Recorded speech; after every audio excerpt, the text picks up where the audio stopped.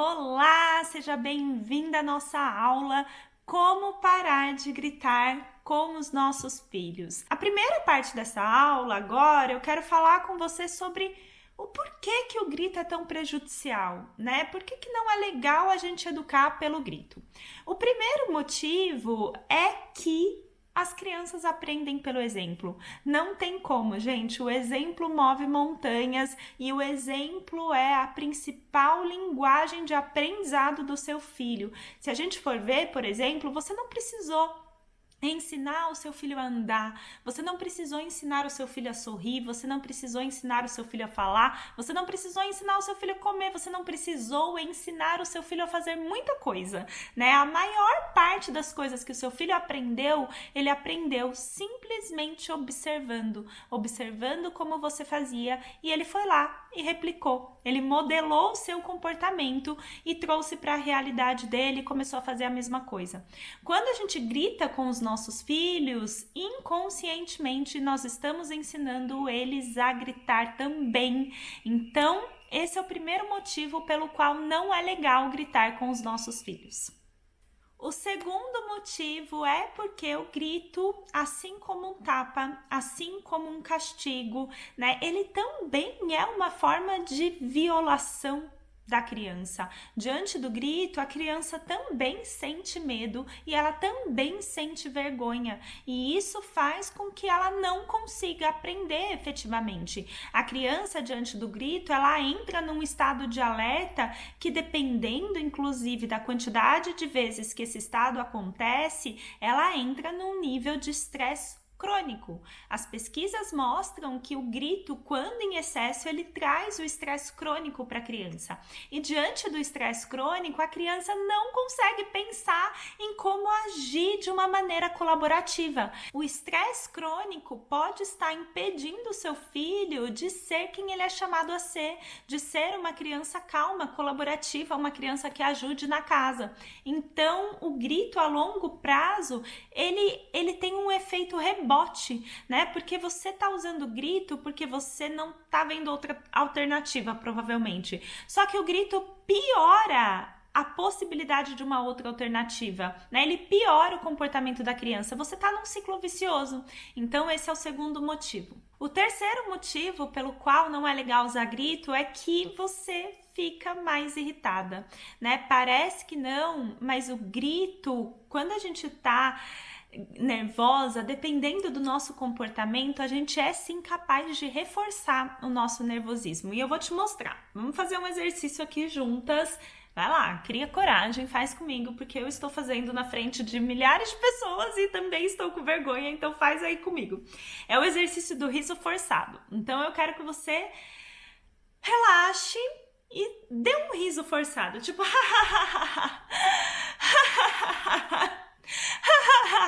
quando você começar a perceber, você vai estar rindo naturalmente, entendeu? Faz isso. O riso gera alegria. Assim como o riso gera alegria, o grito gera raiva, entende? O grito gera essa instabilidade e você começa a se alimentar com isso. Então, de novo, é uma um círculo vicioso. Só que daí é um círculo vicioso pra você. Você que já estava irritada, diante do grito tende a ficar mais irritada e é difícil sair dessa irritação. Então, pratique o riso. O quarto motivo é que o grito reforça pequenos problemas, gente. Na vida, tudo na vida é o foco que a gente dá. O foco que a gente dá para as coisas é o que torna as coisas prazerosas ou desagradáveis, é o que torna a nossa vida alegre ou que torna a nossa vida pesada. Quando você grita, querendo ou não, você está dando um foco para pequenos problemas, né? Quantas vezes, por exemplo, a gente grita para a criança tomar banho? Olha só, uma coisa que é isso aqui no nosso dia, um banho. Quanto tempo dura um banho? E o pior, é algo que você vai ter que fazer todo santo dia. Todo dia da vida a criança vai ter que tomar banho. E daí, se você já condiciona esse momento pelo grito, você tá potencializando algo que era pequeno. Algo que era pequeno se torna monstruoso, se torna pesado e se torna desagradável.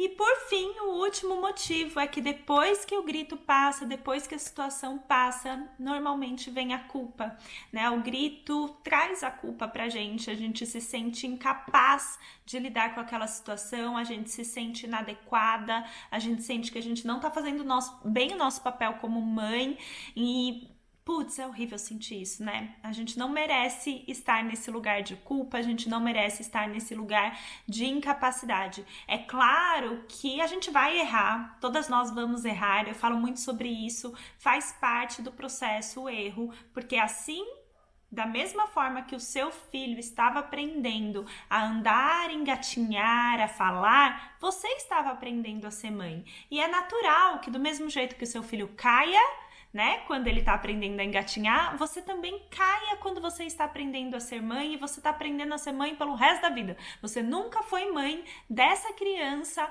com a idade que ela tem hoje. Esse é o primeiro dia que você é mãe dela com essa idade. Então é super natural que você erre, tá? Mas existe uma diferença de erros que a gente encara com uma construção de eu tô vendo que eu tô melhorando, eu tô vendo que eu tô progredindo, eu errei, amanhã eu não cometo mais o mesmo erro, do que erros que eu tô toda vez cometendo. O grito é isso, né? Se eu entro nesse modo grito, eu entro num ciclo vicioso que a criança só começa a responder a grito, eu só sei usar o grito, e vem a culpa, e vem tudo bagunçado junto, e a gente não sabe como sair disso mesmo. Então é por isso que eu te convido para assistir essa aula até o final e praticar como não gritar com seus filhos. E daí, vamos entender por que normalmente a gente grita, né? O que está por trás do nosso grito? Basicamente, existem dois motivos principais. O primeiro motivo é a crença enraizada de que o mais forte tem mais poder.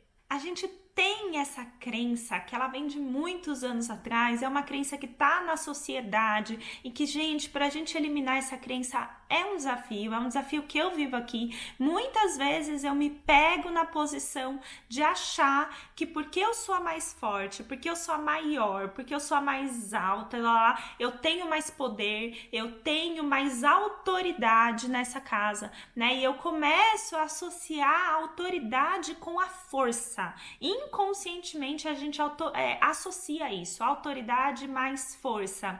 Só que se a gente parar para pensar, a força, ela é um sinal de fraqueza e não de autoridade. Porque quando eu grito com meu filho, eu nada mais estou mostrando para ele que, primeiro, eu não tenho mais recursos para lidar com o seu comportamento. Eu não sei mais o que fazer. Se eu não sei mais o que fazer, eu uso a minha força. Olha como isso é sinal de fraqueza, né? A criança percebe que, na verdade, eu tô gritando porque eu tava me sentindo perdida, porque eu não tenho mais nada para fazer, eu não tenho mais opções, então eu caio no grito. Percebe como isso é um sinal de fraqueza? É um sinal de falta de autoridade ao invés de autoridade, né? O grito é um sinal de falta de autoridade. Ele pode sim ser um sinal de autoritarismo, né? Que é a liderança pela força, mas não é autoridade. A autoridade que vem pelo exemplo, pela admiração que a criança tem por você e com isso ela segue o que você está dizendo. Muito pelo contrário, ela é um sinal de que você não tem mais voz nessa casa sem ser pelo grito. E isso é uma fraqueza.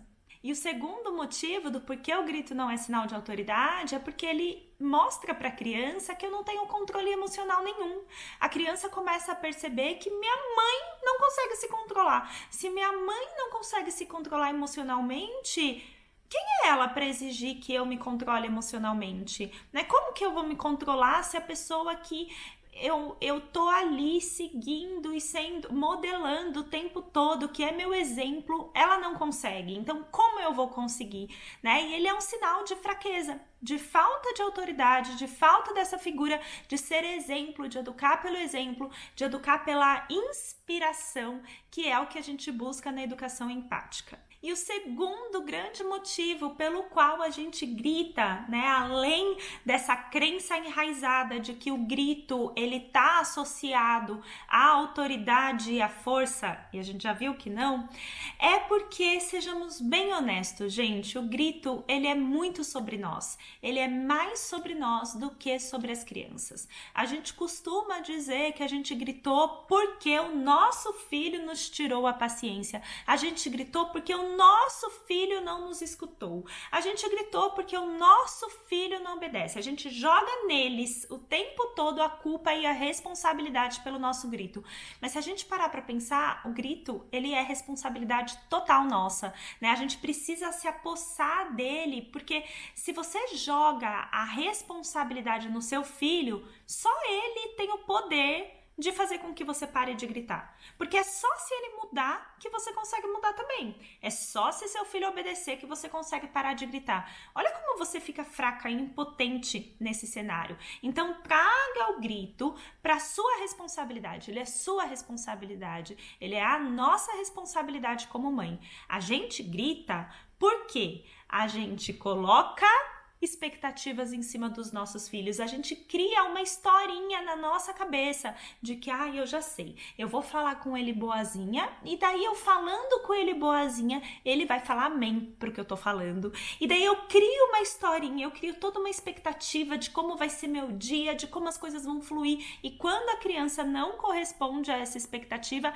eu me frustro, eu não consigo lidar com essa frustração e eu jogo em cima dela o grito, né? Ou eu criei uma historinha na minha cabeça de como seria o meu filho, como ele seria uma criança colaborativa, como ele ia ser diferente do filho da vizinha, ou como ele ia ser diferente do primo malvado, né? Eu crio toda uma expectativa na minha cabeça, conto uma história para mim mesma e quando vem ali uma criança real, né, com uma maturidade de uma criança, com as suas próprias vontades, com seus próprios desejos, uma criança que faz birra porque toda criança faz, eu me frustro e eu caio no grito. Então, gente, crie um unicórnio, mas não crie expectativas, entende? Tudo bem você sonhar, você desejar que o seu filho seja determinada pessoa no futuro, mas entenda que ele é ele, né? Que os seus sonhos são seus sonhos e que quem ele é. Então, tire essas expectativas e esteja ali inteira nas situações para olhar para o seu filho como ele se apresenta naquele momento, não com as expectativas que você criou a respeito de quem ele seria ou de como ele se comportaria. E um outro ponto muito importante quando a gente fala da nossa autorresponsabilidade sobre o grito é o cansaço acumulado, né? A gente vive uma geração de não pausa, uma geração de aceleramento. Então, desacelera, né? Por que você investe o seu tempo nas coisas que você investe? Tenha clareza do que é realmente importante você fazer no seu dia, do que não é importante você fazer. Escolha, priorize as suas tarefas, priorize o seu tempo. Louça, gente, vai ter todos os dias para ser lavada. A casa vai bagunçar todos os dias. Se a gente for pensar, o trabalho da casa é o trabalho mais ingrato que existe, porque todos os dias é igual, né? Todos os dias limpa e suja. Limpa e suja. E a gente fica nesse vai e vem. Então respira. Será que é realmente importante que você lave a louça todas as refeições e isso faça com que você fique estressada com seu filho? Será que é realmente importante, não sei, né, que você limpe tudo, todos os cantinhos, todas as semanas e por aí vai? E pode ser que para você seja, eu não estou dizendo que não tem que ser. O grande ponto é que nenhum ser humano na face da Terra consegue ter um dia maior do que 24 horas, né? Todos nós temos 24 horas do nosso dia e quando a gente fala ainda sobre educação de filhos, as 24 horas do nosso dia nem são nossas, né? Boa parte delas vai para eles, vai para alimentação, vai para o banho, vai para fazer eles dormir, vai para se doar para eles. Então, nosso dia ele fica com menos horas mesmo. E o que você escolhe fazer nessas horas? Você estar bem disposta, você estar descansada, você estar feliz é fundamental para você conseguir educar sem gritos, para você conseguir educar sem punição. Se a gente não tá bem, a gente não consegue se autogerenciar, a gente não consegue estar no controle, no protagonismo do nosso maternar. Bom, entendido isso, eu quero te dar 4 dicas práticas para que você efetivamente pare de gritar com seu filho e que você comece a educar com equilíbrio emocional. A primeira dica é se aproxime, coloque essa tarefa. Quando eu vou falar com o meu filho, eu vou me aproximar dele para falar. Muitas vezes a gente grita com a criança porque há uma desconexão minha e dela, né? Mesmo que eu esteja no mesmo ambiente que ela, eu não tô próxima, eu não tô olhando nos olhos dela, eu não estou conectada com ela. O seu filho, ele funciona basicamente pelo corpo e a linguagem dele, a principal linguagem do seu filho é a linguagem não verbal, é a comunicação não verbal. E essa proximidade é fundamental para que o seu filho te entenda e para que ele veja que você está falando sério, para que você passe credibilidade na sua mensagem. Então, quando você for falar algo para o seu filho, algo que seja especialmente importante, ou situações do seu dia que você já sabe que dão problema, né? Tipo a hora do banho, como a gente exemplificou, se prepare para ir falar com ele com proximidade física. Se abaixe, fique na altura dele, olhe nos olhos dele e daí sim você diga o que você espera que ele faça. E não simplesmente, filho, é hora do banho, né? A criança tá brincando, eu chego na sala, é hora do banho, filho. Tipo, pensa no lugar dele, né? Se você tivesse lá, sei lá, assistindo a novela, você tivesse trabalhando, você tivesse estudando, o que quer que seja, e seu marido chegasse, é hora do jantar. Gente, ninguém quer atender, né? Ninguém gosta que faça isso. A gente não é agradável. Então a gente não deve fazer a mesma coisa com as crianças. Se abaixe, se vincule, olhe nos olhos dele, aí sim você fala pra ele o que você espera que ele faça. A segunda dica que eu quero te dar é dê um passo pra trás. A verdade, gente, a verdade mesmo é que a maioria das vezes as coisas não precisavam ser feitas naquele momento e daquele jeito, né? De novo, a nossa ânsia de aproveitar cada segundo do tempo, a nossa ânsia de fazer tudo, o nosso foco em resultado, as nossas expectativas que a gente cria na nossa mente, faz com que a gente ache que tudo tem que ser feito daquele jeito, naquela hora, porque eu já imaginei que vai ser assim. E se a gente parar para pensar, são poucas as coisas que precisam ser feitas naquele jeito, daquele minuto, naquele segundo. E, por exemplo, aqui em casa, né, a hora do banho. O meu desafio não é ir pro banho, não é sair do banho. O meu desafio com o Gabriel é ele se trocar depois do banho. E aqui é frio, né, e eu fico nessa, tipo, meu Deus, ele tem que se trocar, ele tem que se trocar. E eu vou criando, assim, uma expectativa de que ele se troque logo para que ele não passe frio. E nessa, quando ele não quer se trocar logo, eu vou entrar na tentativa de controlar a situação, na tentativa de... E até que eu caio no grito, né? Eu caio no grito porque ele não quer e eu criei a expectativa e eu acho que tem que ser naquele minuto.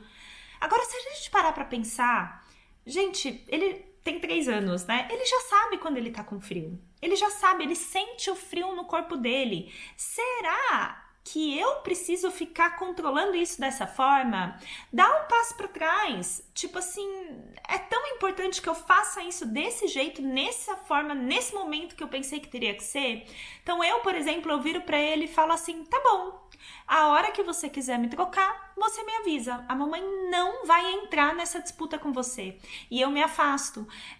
Então, dê esse passo para trás. Perceba se realmente essa situação que você grita precisa ser desse jeito, dessa forma, dessa maneira. Muitas vezes não precisa, acredita em mim. A gente acha que precisa, mas muitas vezes não.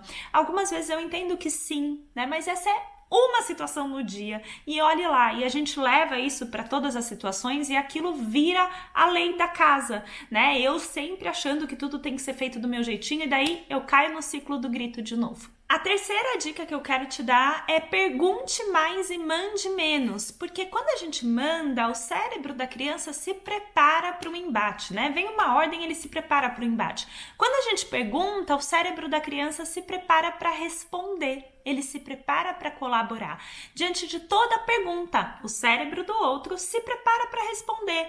Então, ao invés de você dizer para o seu filho, por exemplo, guarde seus sapatos, você pode perguntar para ele, filho, aonde é o lugar desses sapatos? Percebe a diferença? Isso faz com que a criança esteja mais apta a colaborar e assim a gente não precise gritar. A quarta dica que eu quero te dar é crie oportunidades para o sim. Gente, a gente dá limite demais para as crianças e não no sentido de que a gente deve criar crianças sem limites, eu não acredito nisso, mas a verdade é que a gente coloca limites em excesso e tudo é não pode, tudo é não, não, não, não, não. Crie oportunidades para o sim, crie oportunidades para o seu filho poder fazer o que ele quer fazer, né? Por exemplo, você tá vendo que o seu filho gosta muito de brincar com água, crie oportunidades para ele explorar isso, para ele viver isso, sem que você tenha que ficar podando que o chão da cozinha tá molhando, né? Onde então ele pode brincar? Como que pode ser? Crie oportunidades para o seu filho se expressar. A criança se expressar é fundamental para ela se preparar para ouvir e daí você não precisa gritar, tá bom? Eu espero que você tenha gostado dessa aula preparatória. Um beijo grande!